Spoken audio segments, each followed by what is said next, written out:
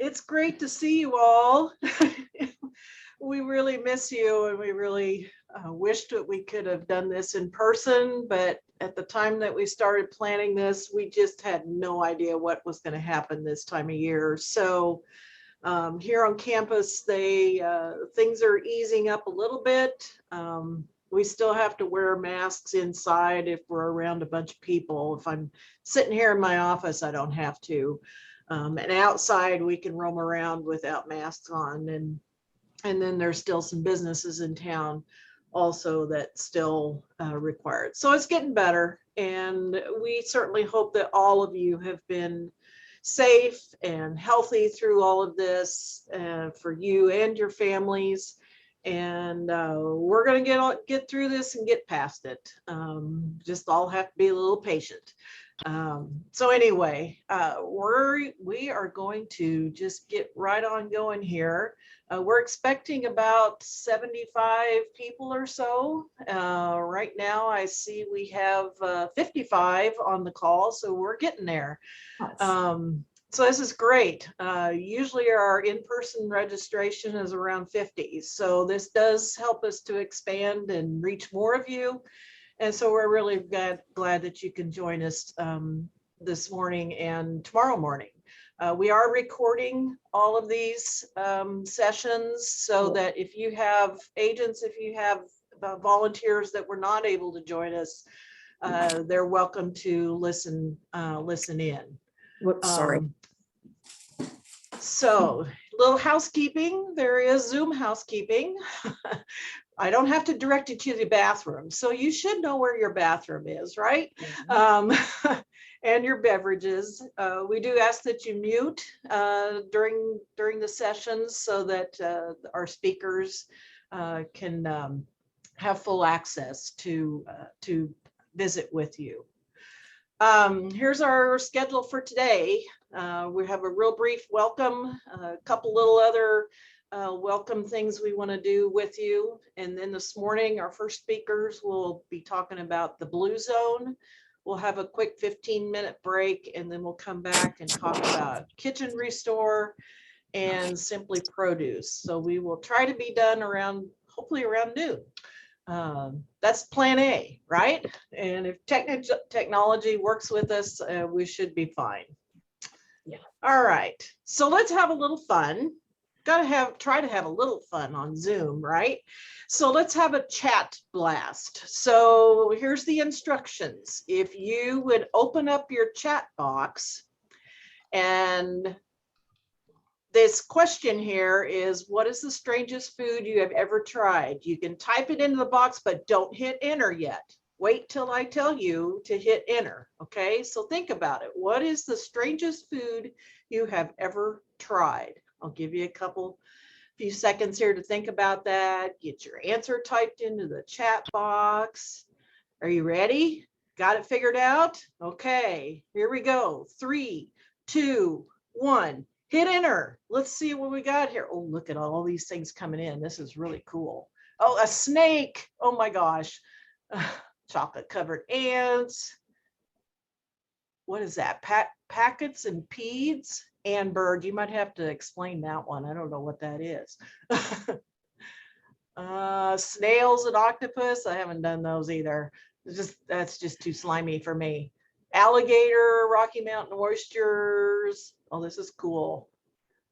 Cool. Rattlesnake, crickets. Balut. Okay, Ashley, tell us what balut is. You can unmute yourself. Ashley Ferguson. Hello. Ooh, dried octopus. Cool, these are fun. Very fun. Pig feet. Oh, crickets in a barbecue. This is cool. Snails. Ashley put it in the chat, Karen. Okay, I see it. Fertilized, developing. Okay. All right. Oh, you have a baby sleeping. Well, we don't want to wake the baby. That's when they sleep, we got to let them sleep. So that's great. Let's see. What was that? Ann Bird. What was the one you had? What's that? Tripe and feet. Pig's Oh, tripe and pigs, tripe, and feet. Got it. Got it. Well, cool. Well, you've been way more adventurous than I've ever been. So I've done raw oysters. I have done that, and Rocky Mountain oysters. I've done that too. That's probably about as far as I've gone. I like Anyway, Susan. I like Susan's comment. unidentifiable ingredient. I can't say that word. Ingredients in hot soup in China. It was good. All right. Yeah, I bet in China you see some really interesting things. So anyway, just a little fun for this morning. So thanks for joining in on that. All right, we have a quick little video from Dr. Rick Peterson. He is our new associate director for extension programs. He joined us at K-State Research and Extension in the middle of a pandemic.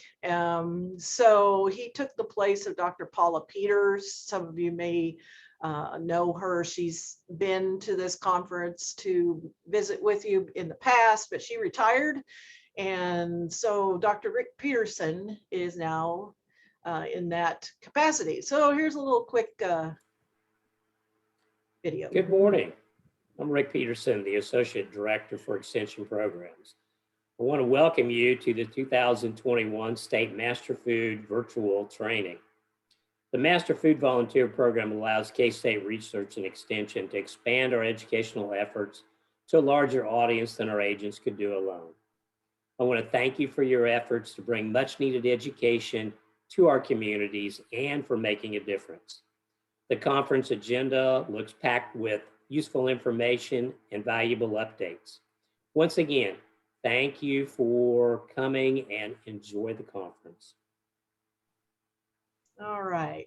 Karen, I'm going to hop in here. Good morning, Yes. everyone. I'm Gail Price, one of the co-directors, and I mean, Karen takes the most of it. I help support her and try to help when she needs it, and we kind of worked on this virtual conference planning. But Dr. Peterson, that scene that he was in is going to be kind of real for him. He actually will be leaving with his family. His wife's a teacher and has a young daughter, and with him being new, and he really came to K-State right at the top of COVID and remote work and all of that. And so it's really been an extremely challenging year for all of us, but for him, particularly moving to a new town, moving to a new job, and then not being really to be in the same space with a lot of people and build relationships, except over Zoom. And so we know that that's not ideal, but he did want to extend his appreciation for all of your work and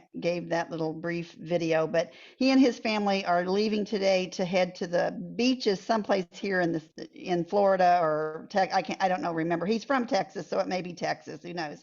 But he's originally from Kansas, but he came to us from Texas. So anyway, he did want to extend his appreciation, and I just kind of wanted to give you that little brief. And so he left his beach background when he gave the welcome message. So All right. Thanks, Karen. Thanks, Gail.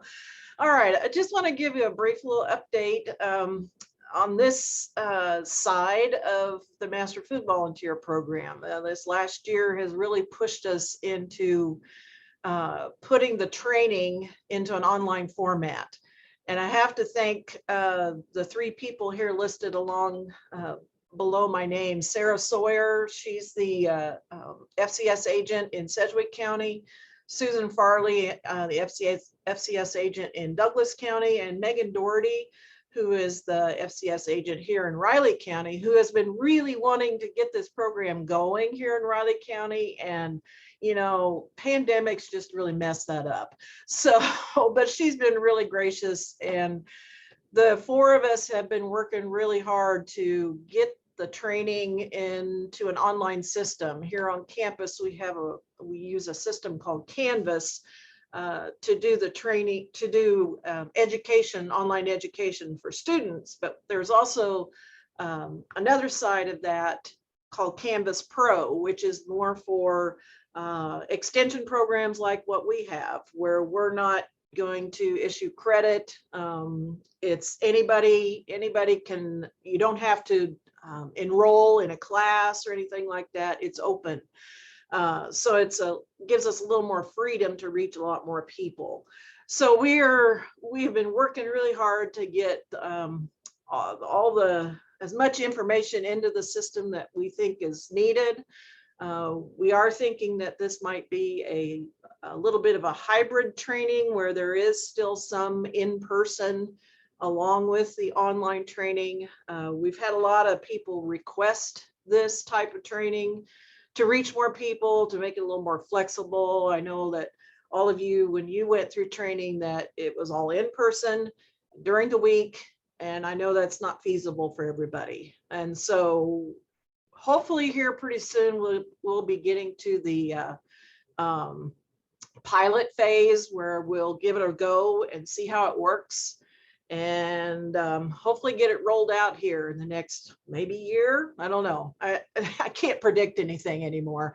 So anyway, I just wanted to let you know that we are getting there, and hopefully we'll have this available sooner than we think. All right, let's see here. We're going to take a couple polls, and we're going to test your knowledge of what you might know or not know about the Master Food Volunteer Program. So Gail is going to launch a couple polls that you will get to answer. So get your fingers ready to answer the questions. So Gail, go ahead and launch the first poll. So K-State Master Food Volunteers are key in helping local unit agents expand the reach of nutrition, food safety, and wellness. How many volunteer hours were reported in 2020? And this would be statewide. So take a guess at how many were reported just this last year. So you make your selection and hit the submit button.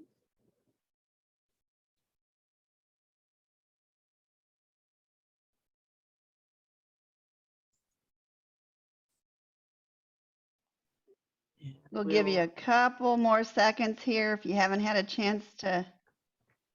We're getting quite a few people.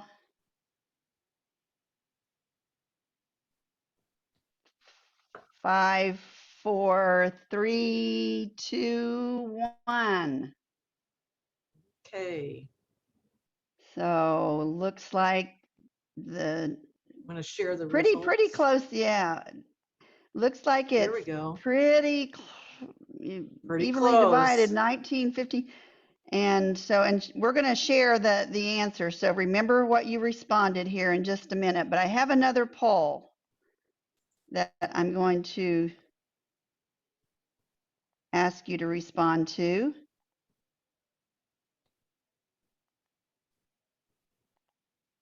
There we go. In 2020, Master Food Volunteers reported 3,962 hours. What's the estimated value in dollars of this contribution to the program? Take a guess.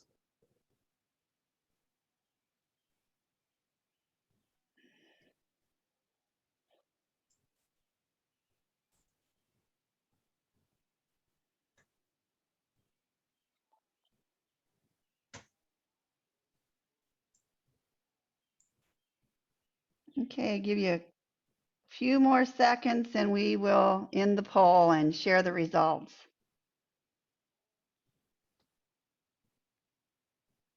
5, 4, 3, 2, 1.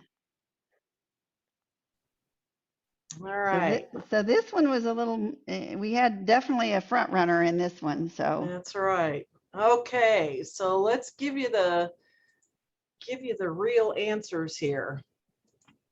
So in 2020, on the right-hand side, those of you who picked 3,962, woohoo, you win. And the $97,000 number, that's how much that equivalates to. Compare that to 2019, you can see there's a drastic difference. And, you know, Gail and I totally understand that last year was just a bust. And so we knew the hours were going to be down. We're not going to complain about that at all. We're grateful of the hours that you did give us, and we're so appreciative of that.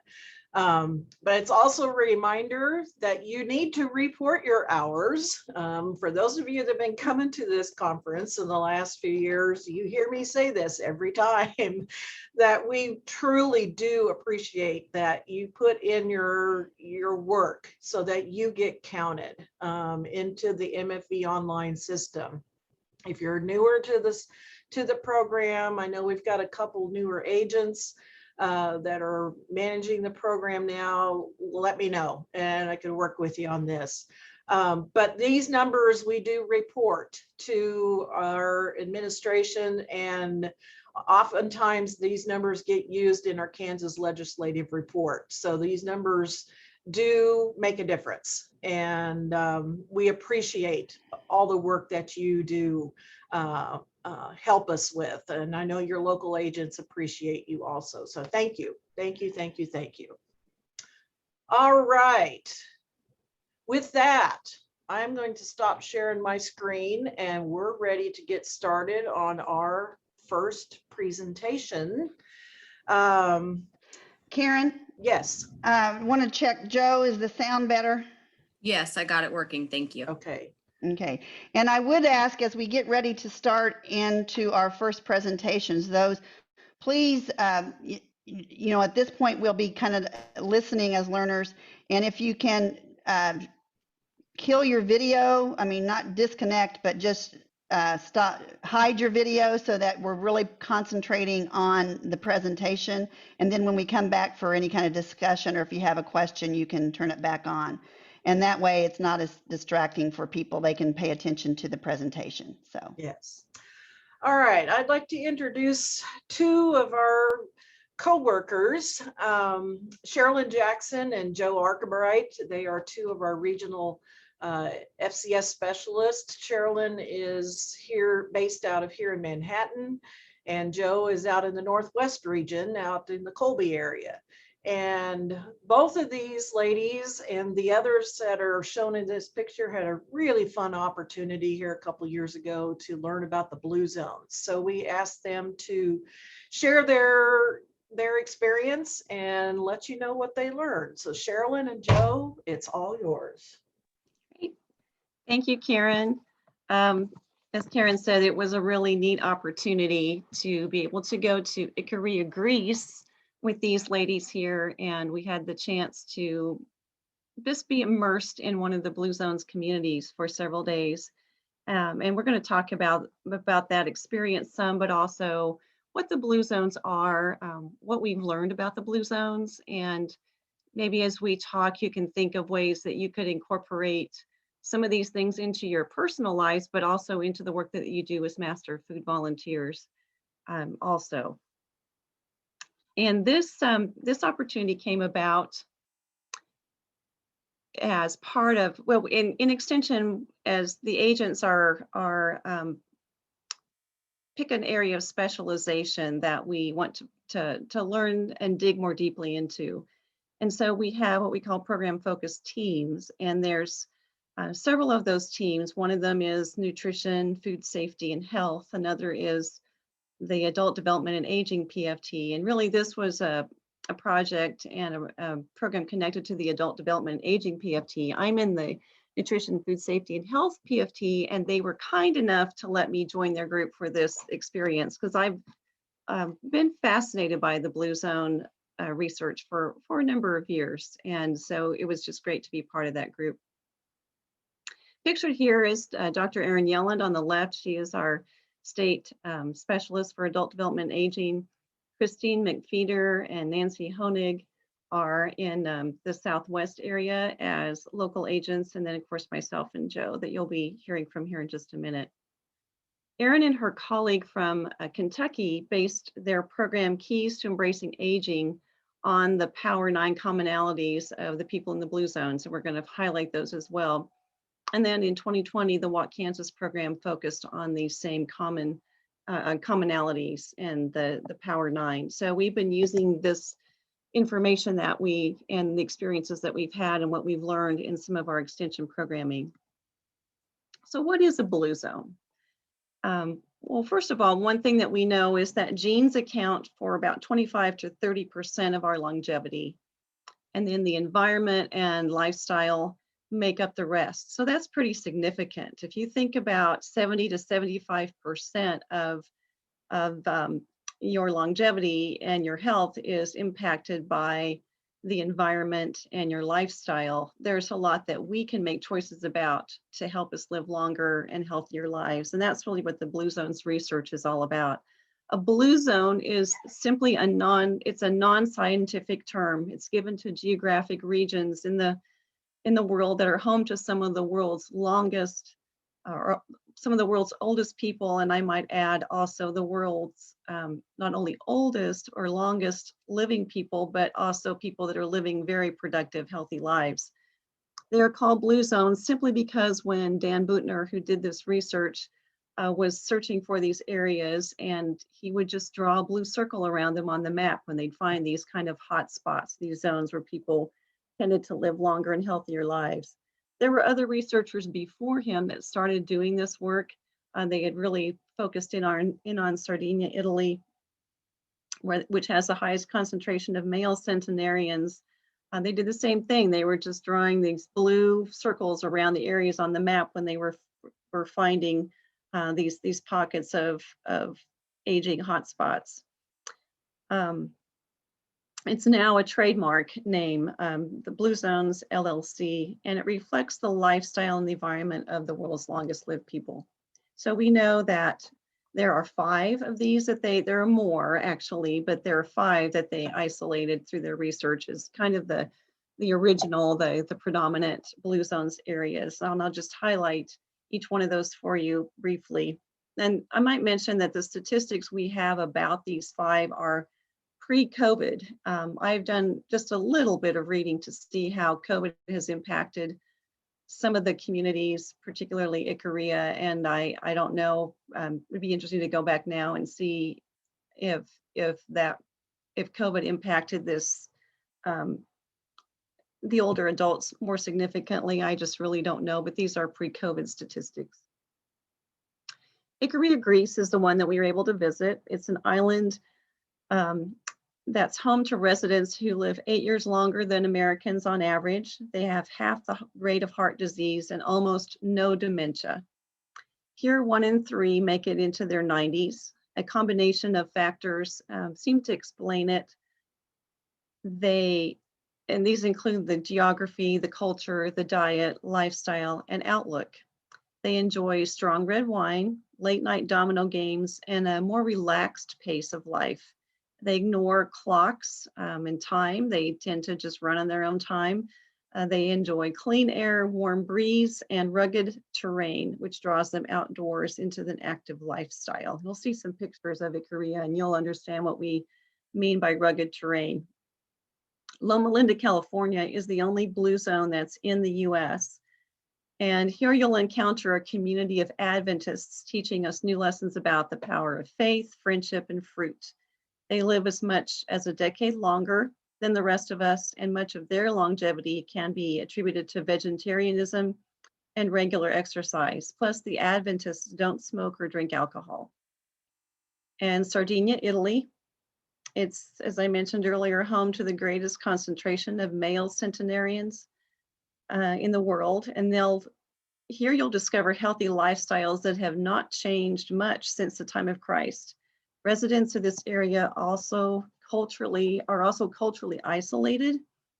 They've kept to a very traditional, healthy lifestyle. They still hunt, fish, harvest food that they eat. They remain close to family and friends throughout their lives, and they laugh and drink wine together.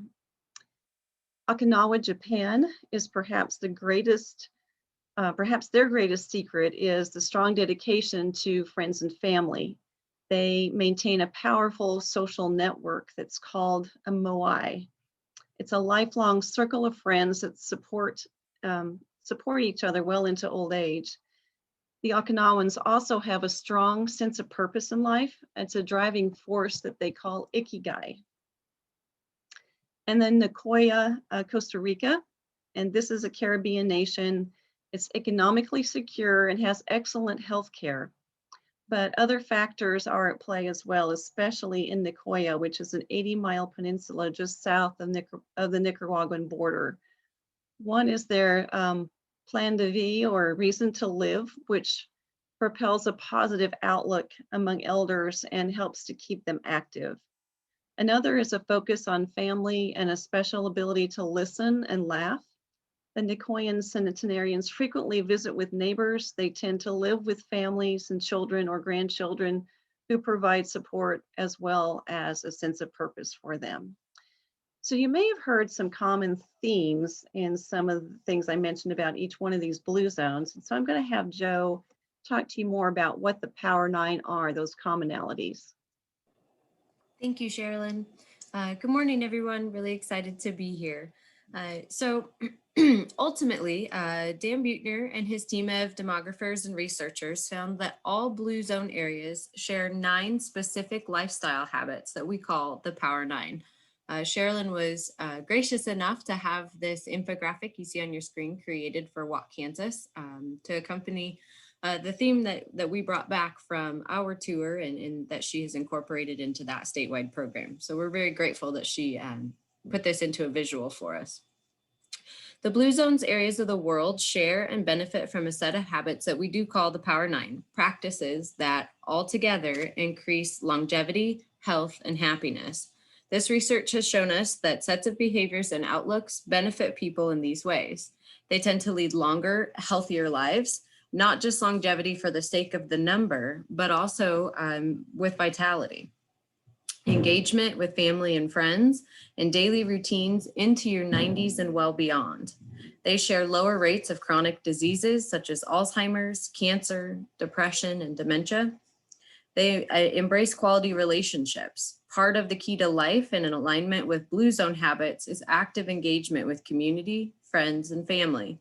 These relationships work in a virtuous cycle of happiness and health. Spending quality time with others is not just enjoyable in the moment, but it contributes to your overall health and that of those in your circle as well. So the point here is that we're adding life to your years while adding years to your life. All of the Power 9 components help to build longer and better life. Life satisfaction increases when you have a purpose or are engaged in a spiritual practice. Both of these are important to your quality of life and how you demonstrate outwardly your health and well-being. Sherilyn, next slide, please. Yes, and we're going to dive into each one of these in a little bit more depth here. So we're going to start with the one that Joe mentioned on Move Naturally. And that one was of particular interest to me because of the Walk Kansas program. But what we've learned from the Blue Zones communities is that the world's longest lived people don't pump iron or run marathons or join gyms. They don't even have gyms in these places in the world where they live. They don't have facilities like that. Instead, they live in environments that constantly nudge them into moving without thinking about it. They grow gardens and they don't have mechanical conveniences for house and yard work. So some photos here from our time in Nicoria, the 3, not the one on the left, but the 3, other photos. And you'll see in this one, and the largest photo, the middle one, shows the terrain of Icaria. And so I want you to just think about farming in Kansas and then farming in a terrain like this and what would be different. And so in America, we've really worked hard to engineer physical activity out of our environment. We have all kinds of things that make tasks easier for us. So can some of you think of examples of what those might be, and think about them, put them in the chat. And as you're doing that, also, think about how physically active is the work that you do each day, either at not necessarily a paid job, but any kind of work that you do around your home, your yard, your environment. Think about how physically active is the work that you do.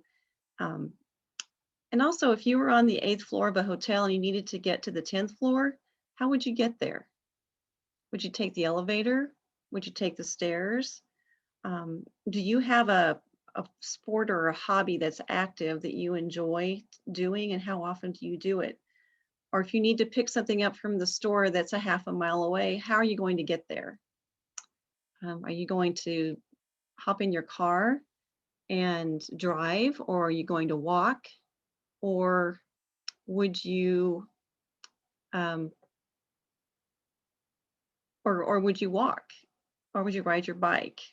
So just some of these things to think about, because in Ikaria and in all these blue zone communities, they would walk. That's how they would get to the store. And walking is generally their mode of transportation. And I know these communities are different from ours, but I believe we can think of ways that we can engineer more steps, more activity back into our lifestyle, and just begin to move more naturally during our day. And some things that we can do if we are working, in an office or even in our home office environment, to move your trash can away from your desk. So you have to get up to go put something in the trash. Move a printer to another location. So when you print, you have to get up to go get it. Stand up at least every 30 minutes throughout your day and move just a little bit. And you can add to that list. And so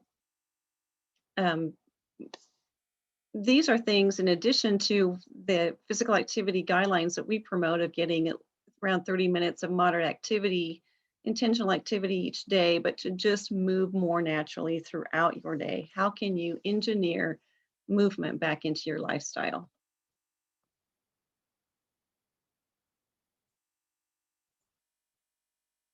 Whoops. Okay, there we go. Here you go, Joe. Thank you, Sherilyn.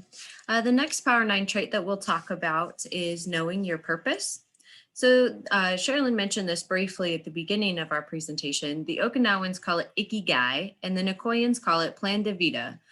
For both, it translates to why I wake up in the morning. Knowing your sense of purpose is worth up to 7 years of extra life expectancy. The example I always give is when I woke up at about 4:03 this morning, it was because my daughter had a nightmare. But I think more importantly, I wake up every morning knowing that I want to be mom to my kids. That's a big why for me. So I would encourage everyone to take a moment and think about what gets you up in the morning and whether that's something that is positive and uplifting, fulfilling to you. Research shows that people who understand their value and that why I get up in the morning lead longer and healthier lives. The purpose driver in their lives is not typically complex or out of the ordinary, but rather it is living to love and support family, or something equally fulfilling and often very simple in concept. Residents of Ikaria, Greece are small town, rural community members. I really like the dog had to go potty, that's funny. Part of their culture includes fostering a sense of community and connectedness. During our study tour, we spoke with one centenarian who felt her purpose was to prepare food for the family and friends that checked on her each day. Blue Zone's research has associated up to 7 years of additional lifespan with knowing your purpose. I think this was one of the Power 9 traits that really hit home for me. I live in a teeny tiny community out here in the rural Northwest, and I can draw a lot of parallels between rural Ikaria, Greece and rural Rawlins County. We really do, it does take a community. So I really appreciated this particular attribute. Sherilyn, next slide, please.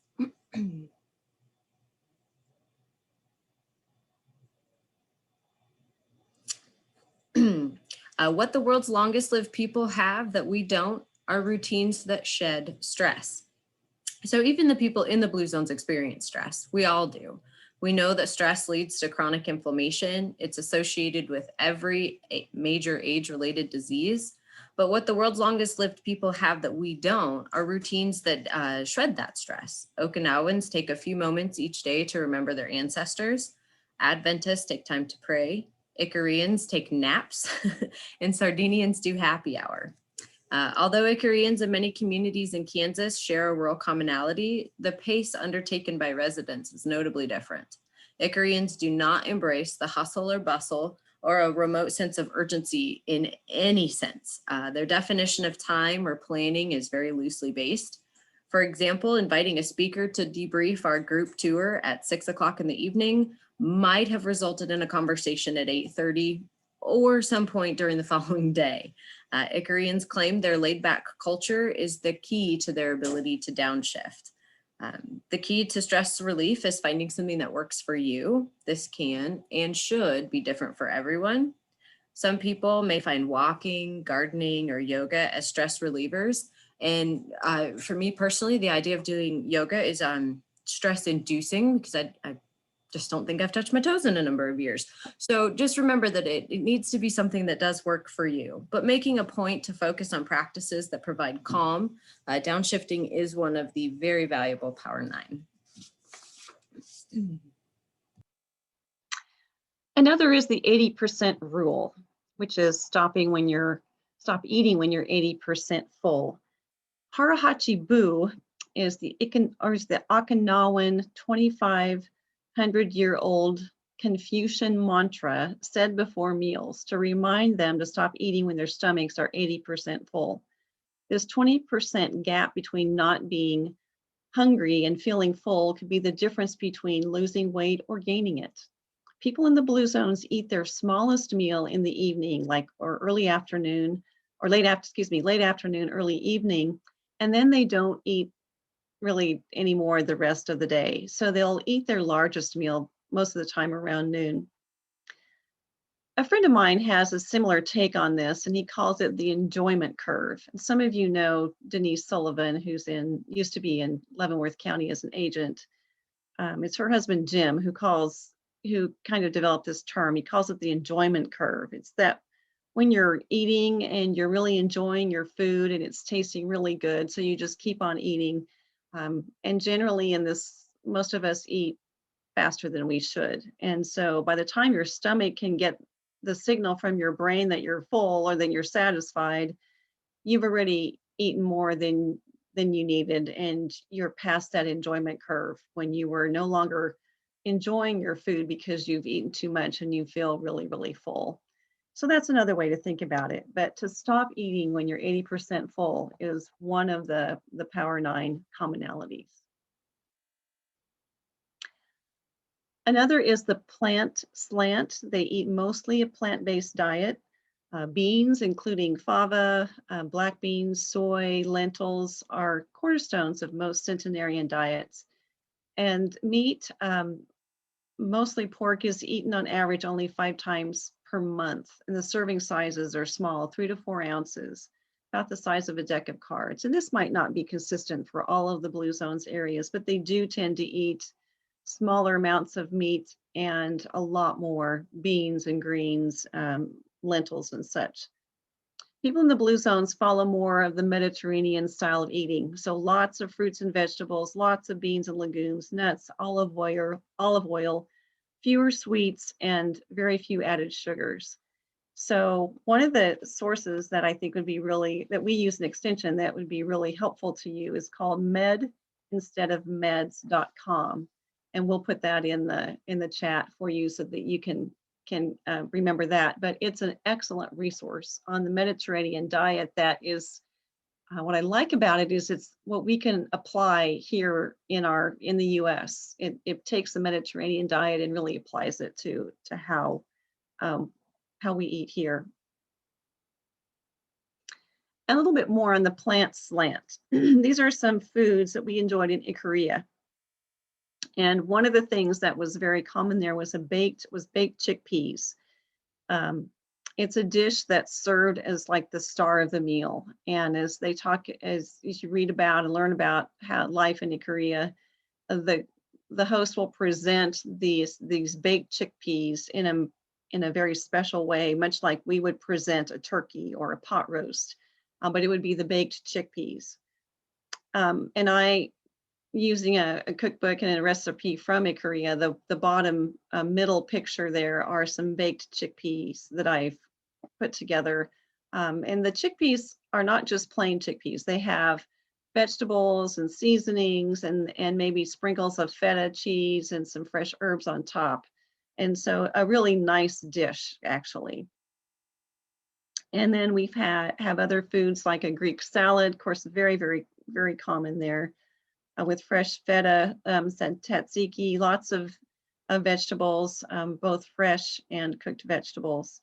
So to expand on eating the Medway, some of the tips are to swap your fats, use olive oil and canola oil, not the saturated fats or those, but using the olive oil and canola oil. Eat more vegetables, make vegetables more like your main dish, and meat is used more as a way to flavor or as a side dish. Eat more fruit, often enjoyed as a dessert. Snack on nuts and seeds. Make your grains whole grains, and rethink the sweets in your diet. And this is just something we enjoyed in Korea. We were able to pick out the fish that we would have for a meal on the left. And then all 5 of us shared this one fish, and there was even some left over. And so those of you that know me are not surprised that I also fed the cat a little bit of fish. But this emphasizes one more aspect of eating the Medway, and that's to change your protein. And so how can we apply this to our life in America, where beef is considered almost as a necessity? So we can eat smaller portions of beef and other types of meat. We can eat leaner cuts. We can eat meat less often. And we can and should eat fish several times a week.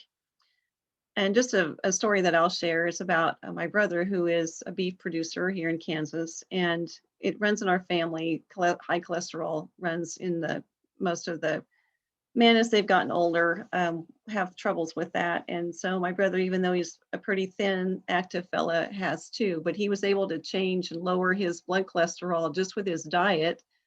And as a beef producer, that was kind of hard for him to do, but he eats mainly bison and chicken and fish. And he was able to get his cholesterol down to normal levels by doing that, but he's very disciplined about it. And it's hard to do, particularly in the U.S., where meat is just really such a staple of our diet. I included this photo because it was something that really hit me as a real key difference between Korea and the U.S. This is a gas station. And in Korea, a gas station is simply to get gas. And so think about here in the U.S., when you go to get gas, we often have a convenience store that's part of that gas station. And what's at the checkout? What's in the convenience store, first of all, to tempt you? And just think about how this is very different from our lifestyle. I was just really struck by the gas station and without the convenience store, which is being very different from us.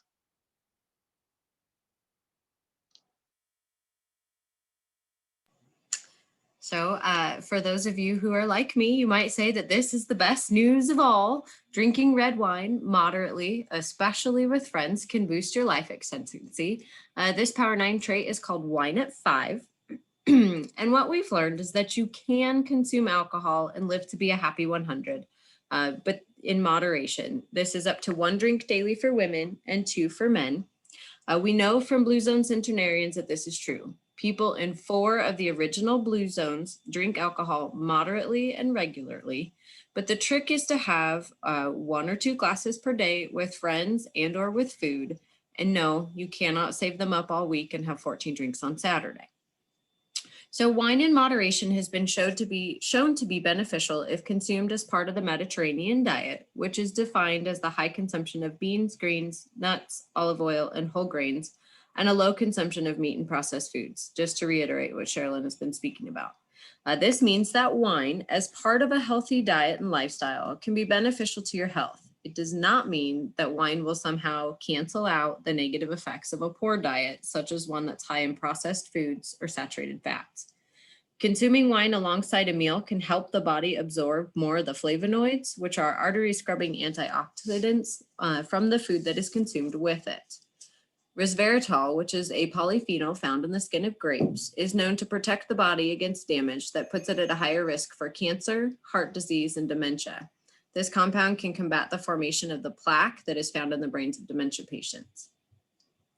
In another study published by the Journal of Prevention of Alzheimer's Disease, those who consumed alcohol at least once a week, which we consider part of the wine at 5, had significantly better cognitive function in old age than those who did not drink at all.